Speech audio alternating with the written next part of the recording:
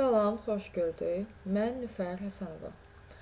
Deməli, Kodera Test Bankında verilmiş qraf informasiya modelinə aid olan belə bir suala baxırıq. Sual bu formadadır.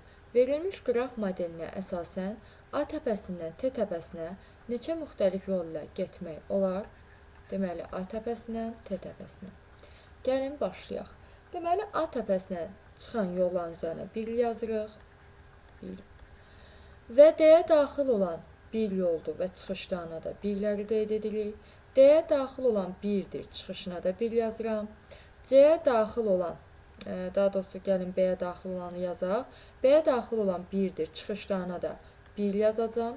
C-yə daxil olan 2-dir. 1, o da 1, 2, çıxışına da 2-ni qeyd edirəm.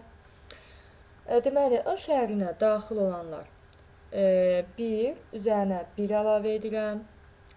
Deməli 2, o da 1, 3, 3 o da 2, 5, o da 1, 6. Deməli, I şəhərinin çıxışına 6 yazırıq.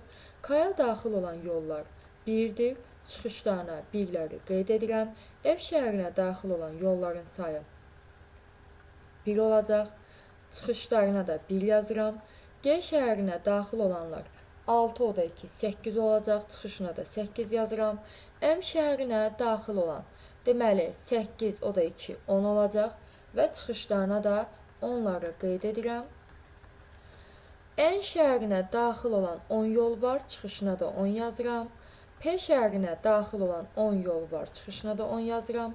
O şəhərinə daxil olan yolların sayı 10, üzərinə 10, üzərinə 10, 30 olacaq və çıxışlarına da 30'u qeyd etmiş olacam. R şəhərinə daxil olan yolların sayı 30'dur, çıxışına da 30 yazıram. Və S şəhərinə daxil olan yolların sayı 30, üzərinə 30'u əlavə edirəm. Olacaq 60 və T şəhərinə daxil olan yolların sayı 60, üzərinə 30 əlavə edirik. Cavab olacaq 90.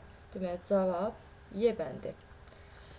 Deməli, sualla bağlı nəsə bir fikriniz olsa rəy bölməsinə yaza bilərsiniz. Həmçinin dərslərimizlə bağlı rəy və iradlarınızı, təkliflərinizi rəy bölməsinə yaza bilərsiniz.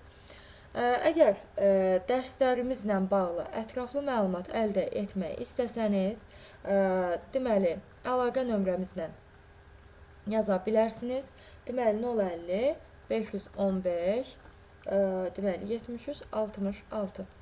Diqqətinizə görə təşəkkür edirəm.